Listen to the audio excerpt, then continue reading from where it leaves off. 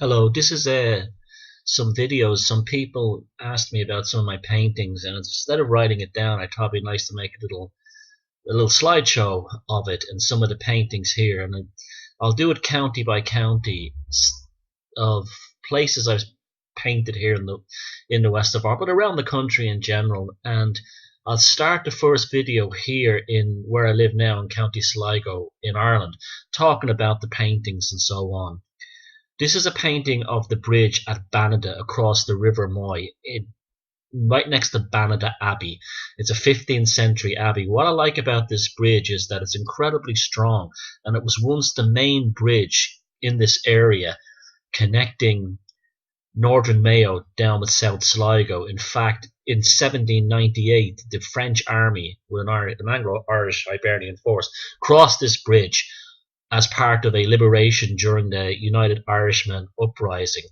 The River Moy at this point runs very, very slow. It's full of fish, very good fishing river. Exits the sea at Ballina and further later on at Killala in County Mayo. It actually begins up in the Ox Mountains, which I've painted a lot, and you'll see in the remainder of the slides of this video. I painted this as a plein air painting, meaning on the spot.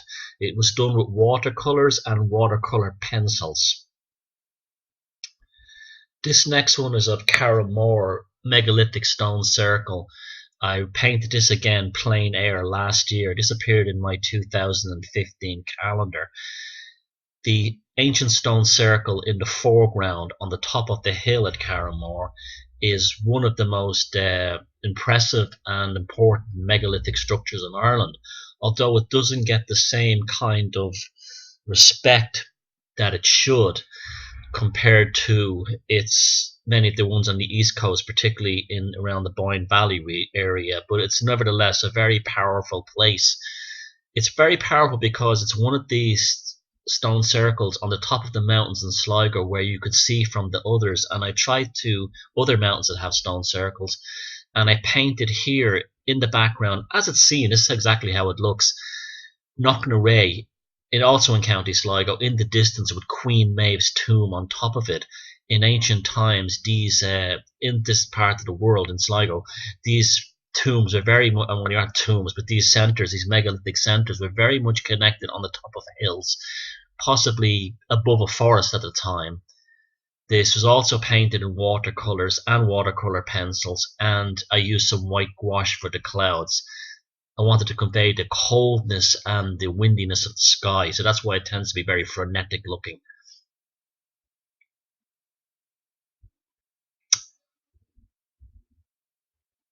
This again is Carramore, the same one painted a long time ago in the evening when the stones were being bathed in a kind of a golden light because of the sunset. In the background from the other direction, so this would be looking in the opposite direction of the first painting, you can see Ben Bulben, the famous Table Mountain.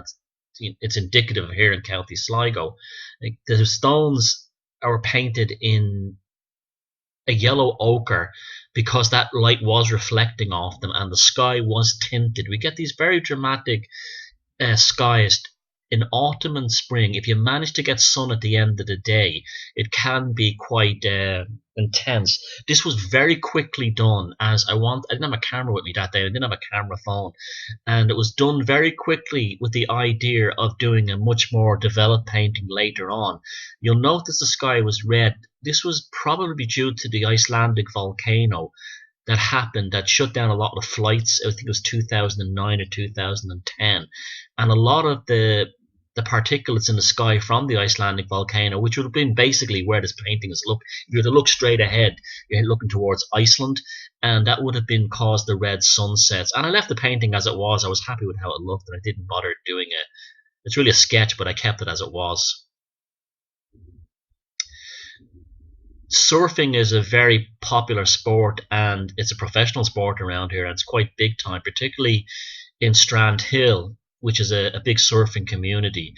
And especially in winter when the waves take off, there's no real surfing in Ireland until coming up to Christmas and afterwards. And this was my impression of just sitting on the beach and watching the surfers, and this is called the Celtic surfer. And of course, he's wearing a wetsuit and he's in among the waves. But I also did a Celtic spiral coming out of him to denote that this was like basically, well, an Irish, not the spiral, to denote the location that this was an Irish surfer as such. He could have been from anywhere. The surfers from all over the world come here. This was painted as an acrylic painting, and I finished off the highlights in white with scratching the paper to expose the white. That gives you the purest white, and also white spray from a spray can, from an artist spray can of spray white. So, but that was acrylic too as well. The wave itself, I was delighted with the color. It was a beautiful color blue that I'd found in a shop while I was away, and it had that beautiful rich texture to it that was very similar to the seas here when the sun shines. We don't get the blue seas of Hawaii, but we get blue seas that have an almost topaz feel to them. This is Easky Castle in Easky on the north coast of Sligo on the Atlantic. Interesting coastline. It's got this, the castle is more like a big tower with a very interesting dock, and there's great fishing around that area. But what I really like about this location is it has these crazy volcanic rocks that enter the sea or the Atlantic Ocean at this point, and that's them painted in the foreground. There are a myriad of interesting colors, and they often match the sky as well, in the sense that they kind of reflect it, and then you have the blue of the sea on a sunny day, and you'd always have these like grey skies, which I've painted here, and this again was a plein air painting it on the spot, and you have the break in the clouds, and when the break in the clouds happen, the contrast in light on the west coast of Ireland can be phenomenal. You can suddenly go from a very dull day to basically a technicolor parentheses or a technicolor gap in the dullness, and for that split moment, with the dampness on the ground, the colors of the seaweed and all the other marine life, the waves themselves, the illumination of the green in the countryside, it's almost like a mini psychedelic trip of color. And this again was painted on the day to convey that experience, and also the coldness and wetness as well, and the roughness of the sea, done in watercolor pencils. This is the kind of sad, lonely, isolated farmhouses you get on the bogs around here in South Sligo. Usually, they call this painting a hard old station, because that's really what it is. It's a hard station in the middle of nowhere. And again, I use that blue in the sky for its intensity. The trees, it's winter, there's no leaves on them. They're also bleached white by the acidic soil in the bog itself. And that would be the bog there below, painted in sepia. It's a splashing technique, which you'll notice in a lot of my paintings. One of the great benefits we have here in the west of Ireland, and it's a main influence of that comes from one of my main favorite painters, Charles Birchfield, is using telephone poles to convey the distance. And this painting very much was a tribute to the American painter Charles Birchfield, of a real location in the bogs near here. And the sky leading towards the break in the horizon, the break in the grey, blue, intense sky, windy sky, cold sky, almost like a laceration of light and sunshine, suddenly illuminating everything, but still the house has this kind of melancholy, isolated sadness to it, made of, typical of the houses around here, bits of barns put on, all leading you into the distance. What's into the distance? Well, hope, because it's not a particularly comfortable place to live. It's isolated and it's bleak, and I captured that. This is a kind of a funny painting. This is one I kind of took into digital. It's the Lake Isle of Innisfree in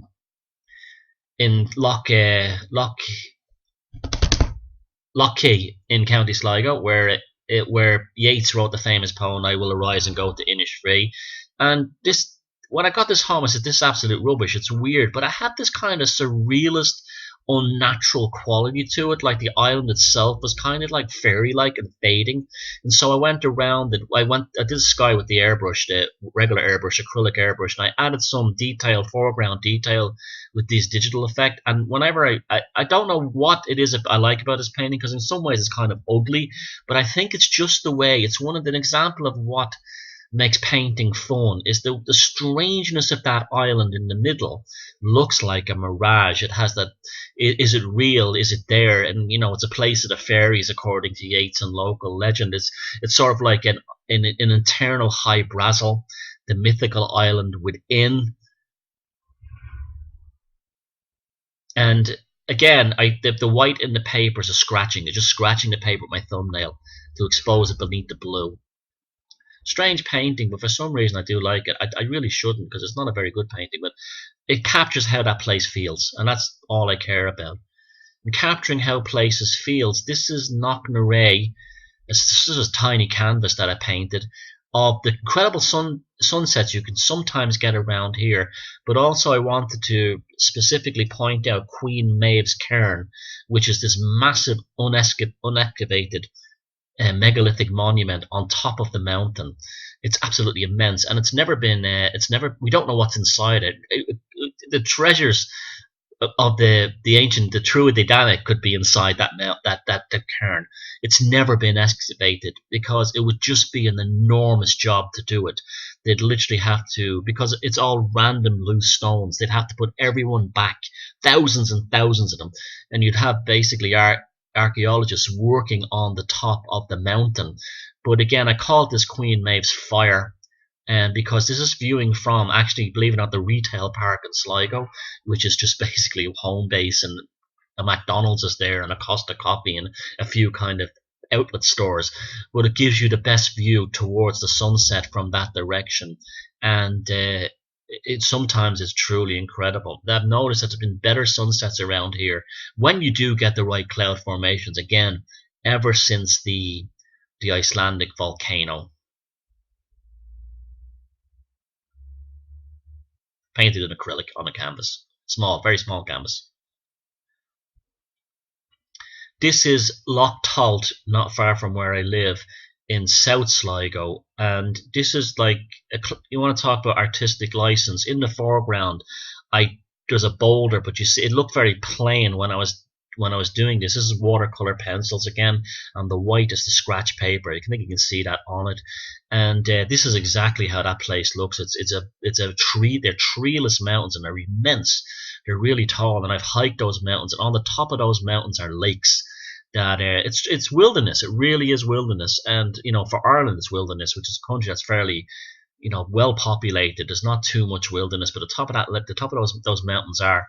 And I put a large boulder on top of the other boulder in the foreground, just to make the composition more interesting. So that boulder on top of the big boulder, it didn't naturally occur.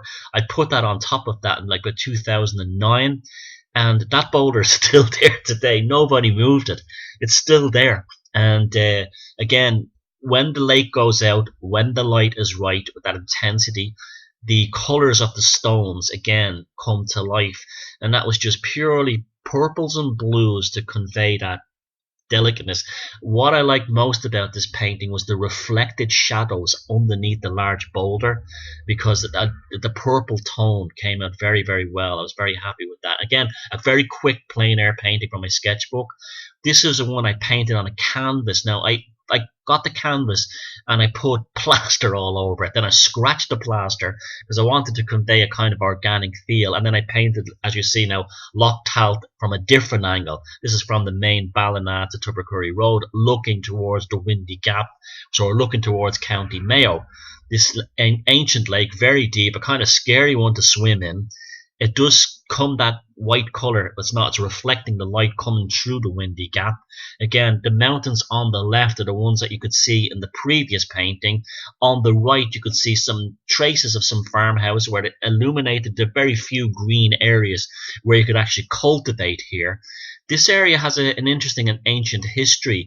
In the distance there's a very large unexcavated megalith. Well, it's a mound. It's really a strange looking oval shaped mound, and sitting in a little kind of a small valley, a little dale in behind the mountains in the distance.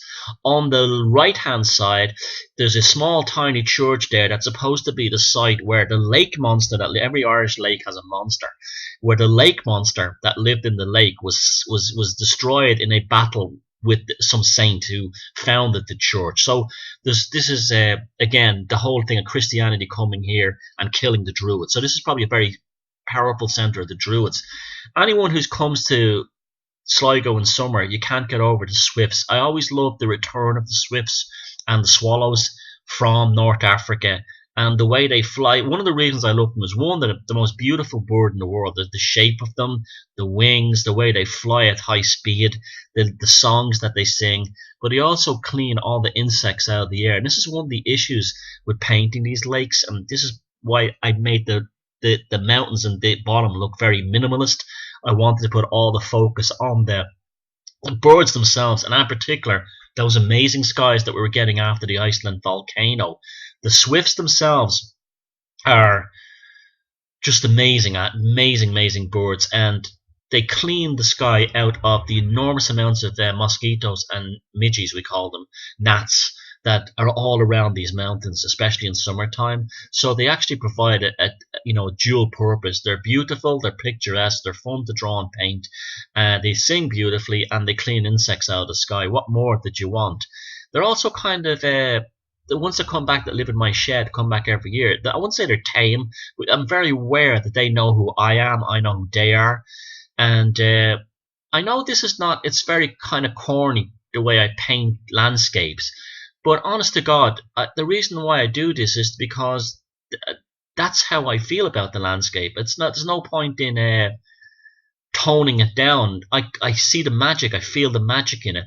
This is another view of the walkway, the hiking path, which I often use around Loch Told, and this was also nearly all these paintings are plain air, but this definitely one was on the spot. On a windy day, the watercolor pad was held down on a large boulder by some other boulders, and the small house in the distance belongs to a priest. He's probably got the best house in the whole area, and this is funny enough, this is the opposite of the place where the dragon was slain, or the monster in the lake was supposed to be slain. And so the only person who gets to live on that side of the valley, is on that side of the lake, is a priest. And again, it's a beautiful spot, and it's wild. And that's the spot, the part where I am. I'm about 50 feet up on the mountain, and that would be where, if you were climbing the mountain, to ascend it, to get to the lakes on the top, you would begin at that point. In the far distance, there were forested mountains, and the forested mountains have all been cleared. I'm talking about the one that the dark green ones in the distance had pine trees all over them, and a few years ago they took all the trees down, and it's basically it looks like devastation or something. It's an absolute mess. But the irony of that is, when these commercial forests are chopped down, that's also a very remote area behind that, the wildlife returns. The wildlife won't live in these pine forests, these artificial ones. This is Loch Tolt again, and I'm looking at, on the right there is the little chapel where I told you about. There's a small island in the middle and a house there in the distance. What I really like about this place is the way the shape of the mountains. Another influence of me is Turner, and I always loved the way Turner painted mountains in watercolor. Just basically just a few brush strokes, and you can see that here. I probably overemphasized the blueness in the water, but the water does get that blue when the sun does shine. Most of the year round it's kind of a grey-brown color, and it's really not particularly interesting to paint. But when you get these spasms of sunshine, it comes out there. There's a little village there, not a village, kind of little houses and a school. I think the school is closed down now, and that hill on the right is excuse me. That's the hill on the right goes up towards, over the mountain towards Loch Easkey, which is another mountain, another big lake up in the Ox Mountains.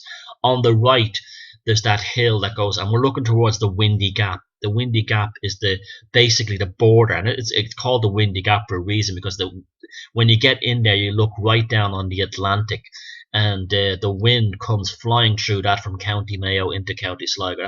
We're looking towards the border between the two counties, where the mountains meet in the middle. That's Loch Tolt again.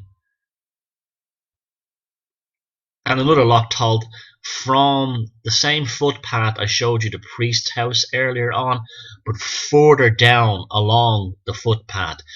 Again, we're now at the part of the mountain that's quite tall. Now that mountain on the left, that mountain collapsed in 2010 10 or 11, I think. I'm not kidding. Literally one side of it fell out and landed in the lake one night during heavy rains. And it looks like someone has just clawed, a giant had come along and clawed out the side of this mountain, which is it's very tall. And the boulders and the devastation was incredible.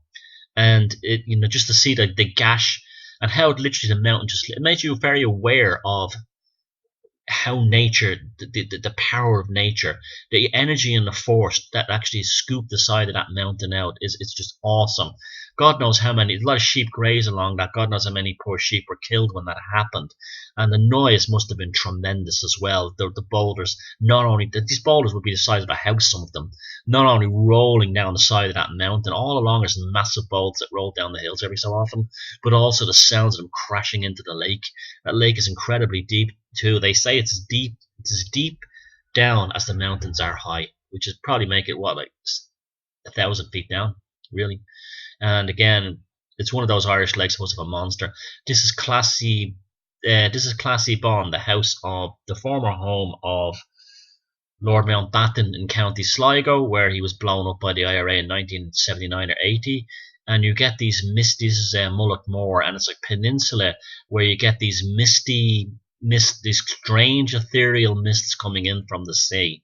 This was another watercolor, another quickie on a very blood red morning, cold in the autumn, I think it was. You can barely see the outline of Ben Bulbin in the background. I used the spray can again to get the mist effect. I tried blocking it off at the bottom, and that's a spooky place. It's a weird energy around there. It's a strange place, and I wanted to capture that unease. I think I've made videos, I think, where I went up to the gates of that lodge, and a car literally pulled up and followed me.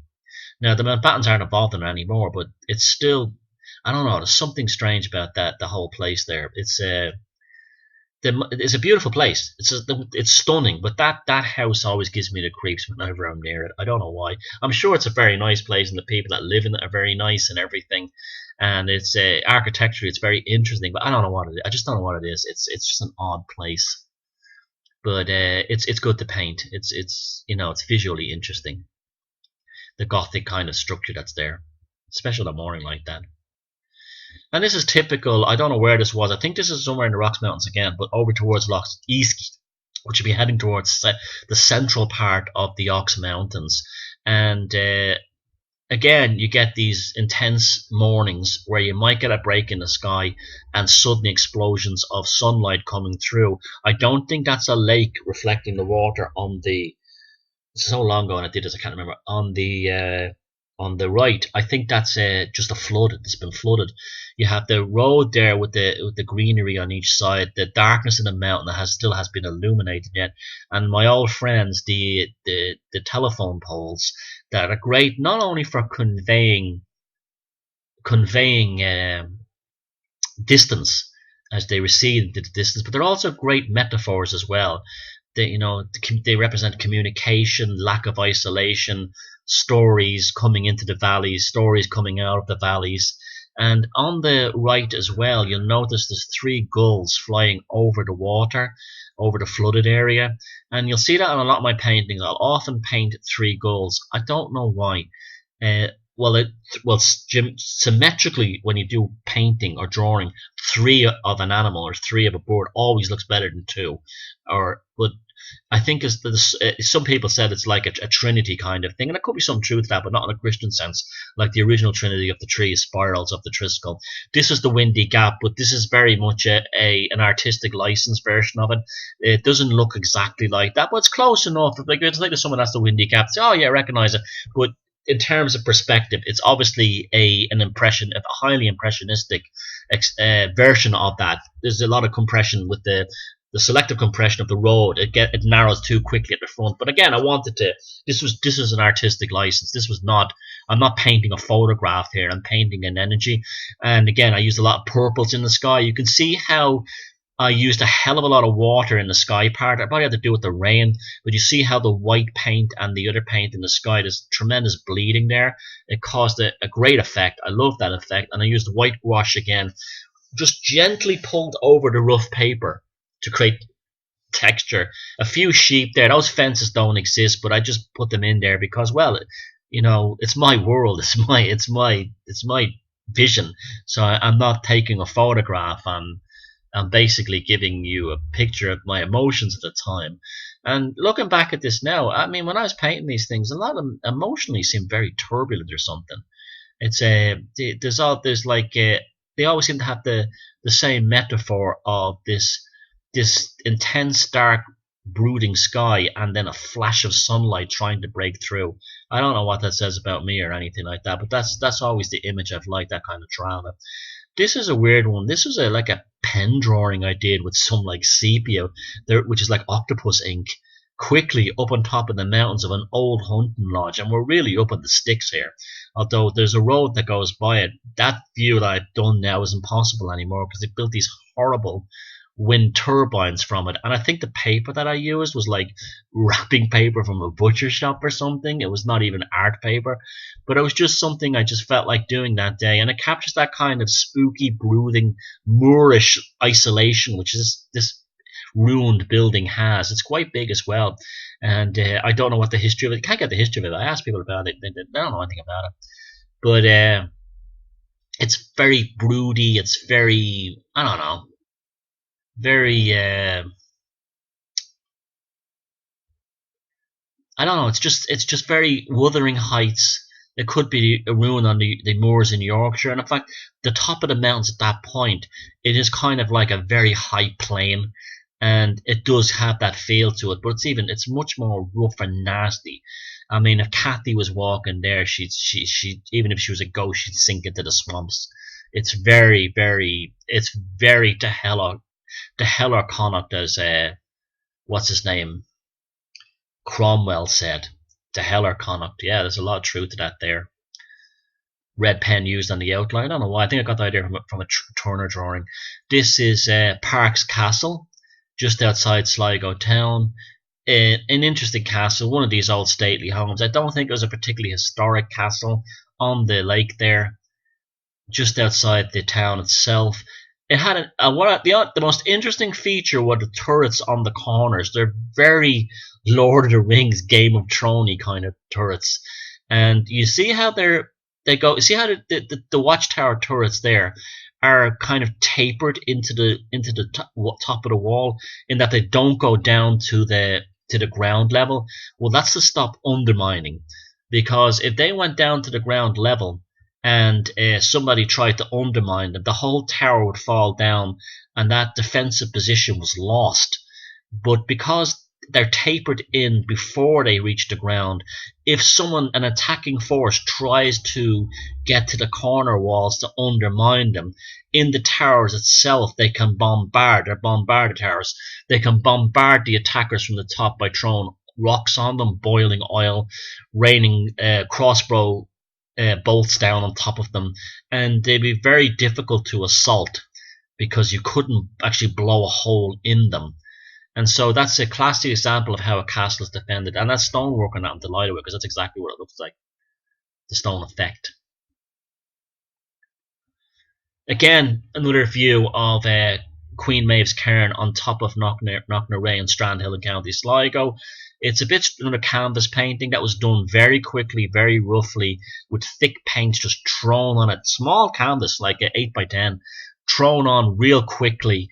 This is only done a few months ago, and because again I carry paints. I know it sounds weird, but I carry paints and little canvases and books around with me.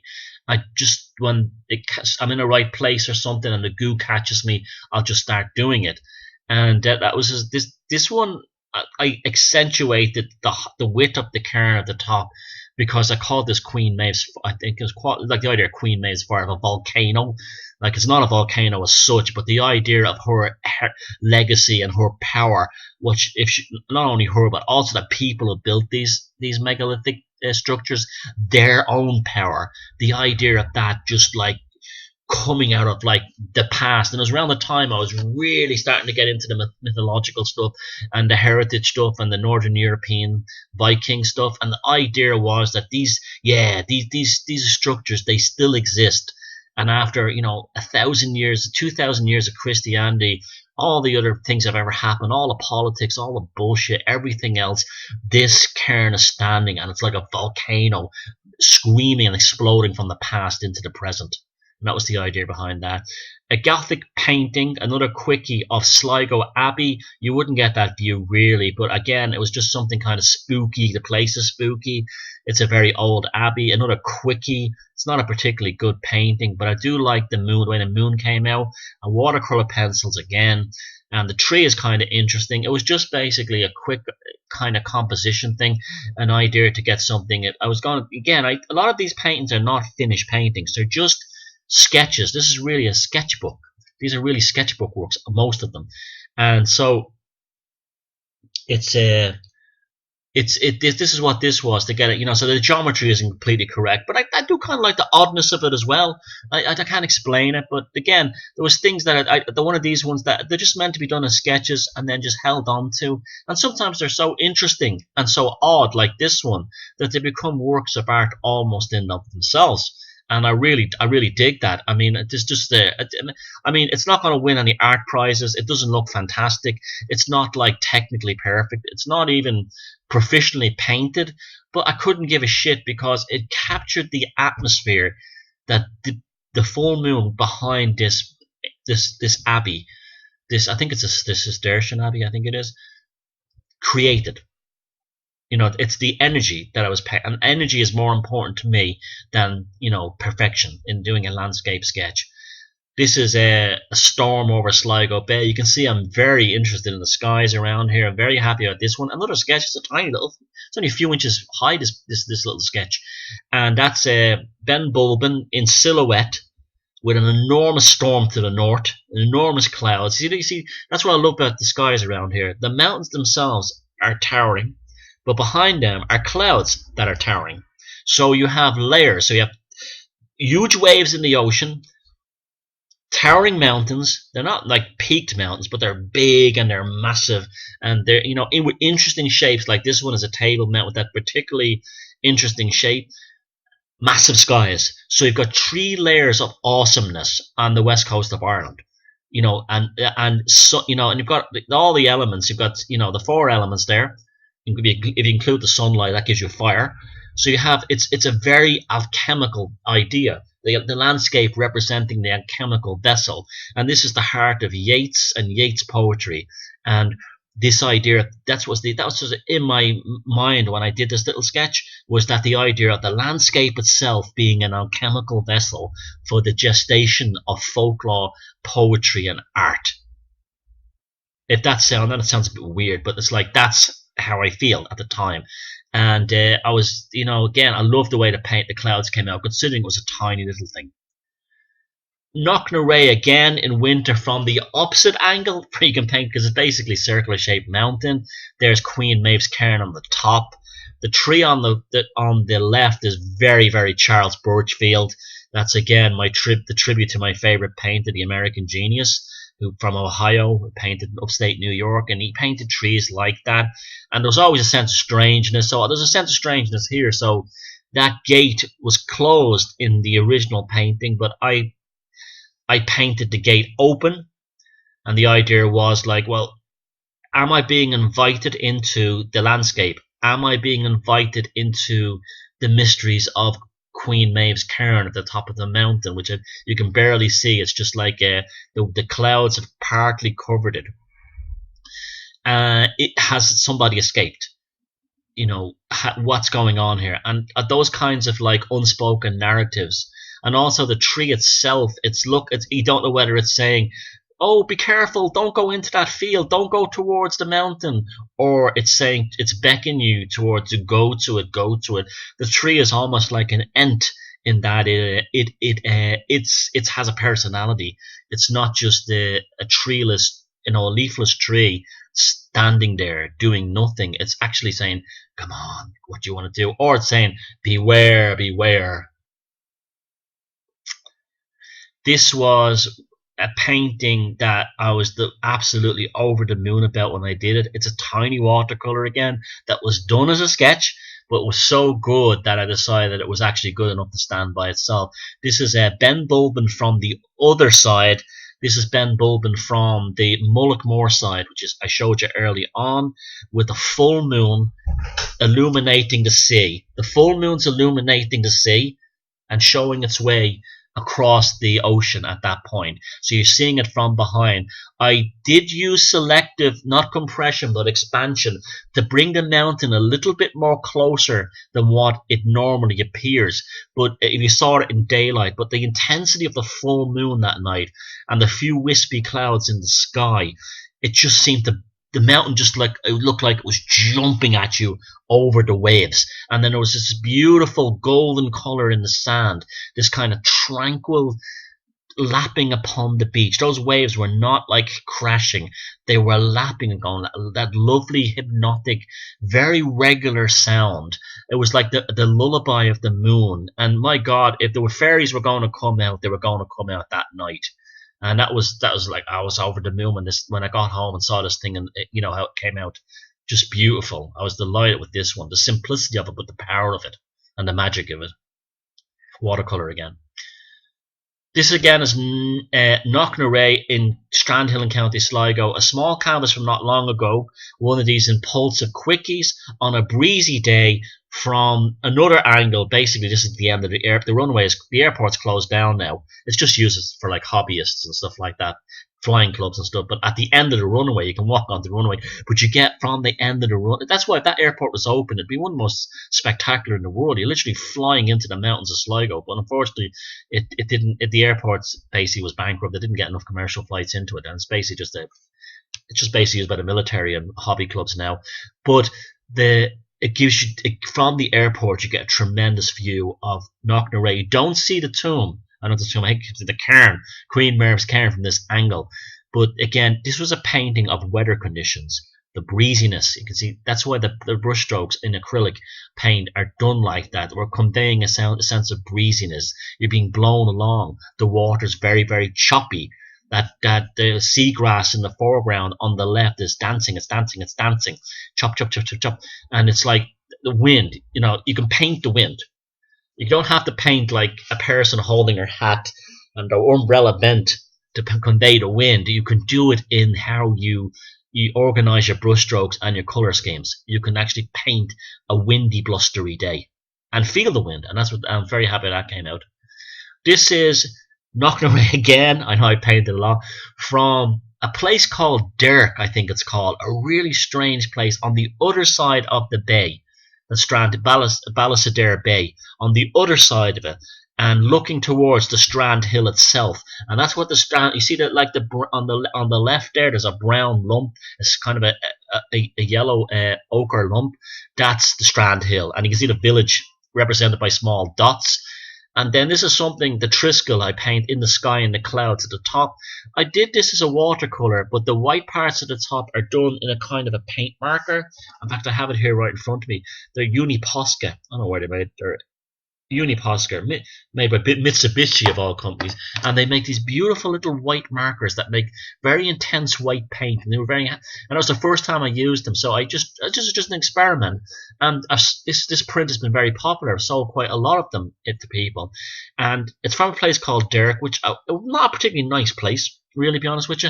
But and this is an unusual painting, as I only painted a half of Knocknarea, not the whole mountain. But it was really literally to get the sky. It was a sky study that day. And again, another sketchbook, like nearly all sketchbook things, that was never finished, that became just a happy accident, a painting by itself. And what view or artwork of Sligo would be incomplete without, well, Ben Bulben, the mountain itself, the famous Table Mountain, under bare Ben Bulben's head in Drumcliff Churchyard, Yates's Lane. And this is not too far from that cast a cold eye on life and dead horsemen passed by tombstone of William Butler Yeats. And I'm going to be going here in a couple of weeks to perform a play, believe it or not. I've been asked to take part in a sort of an interactive, it's going to be a surrealist presentation of William Butler Yeats' Land of Heart's Desire, I'll be playing Father Heart in a kind of a weird outdoor play that'll be actually taking place right at the spots. If you've heard me talk on my radio show about the gentry and the fairies that live in the mountains, we're going to be performing a play on the fairies in that area written by Yeats. So that's going to be in a couple of weeks, and I'm really, really looking forward to that. I seem to be getting, like, a few weeks ago I played the devil in a film, and now I'm playing a priest in a film about in an outdoor interactive play about the fairies and the fairy fate, and written by Yeats, Land of Heart's Desire. And wow, I mean, that's Bren Bulben right there. That's the majestic, that mountain's alive. It's alive. And finally, this is the last picture. This is William Butler Yeats, the poet himself. And this was actually this painting I just did for a laugh, and it ended up on the cover of the Yeats Society magazine. They saw it on my website years ago, 2009 or 10, and they put this on the cover of the magazine for their Golden Dawn issue, to do with his theosophy and his occult exhibition, which was being taken place at the National Library in Ireland, in Dublin. And I was very honoured to have this on the cover. I painted Yeats as a mystic coming out of the landscape.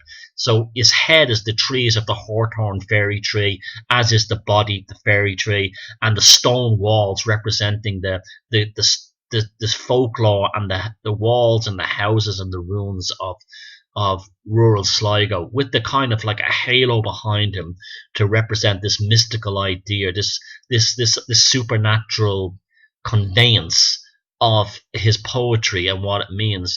And so it's that would be, I don't do much portraiture because I'm not very good at it, but this, because I can't approach it in a way I want to, but this one I could. And because it just, when I looked at a picture of him that I painted this from, photograph I painted this from, I saw this image. So that's it. I hope you enjoyed these paintings, then mostly sketches. And so that's the first one. I'll do other ones a little count.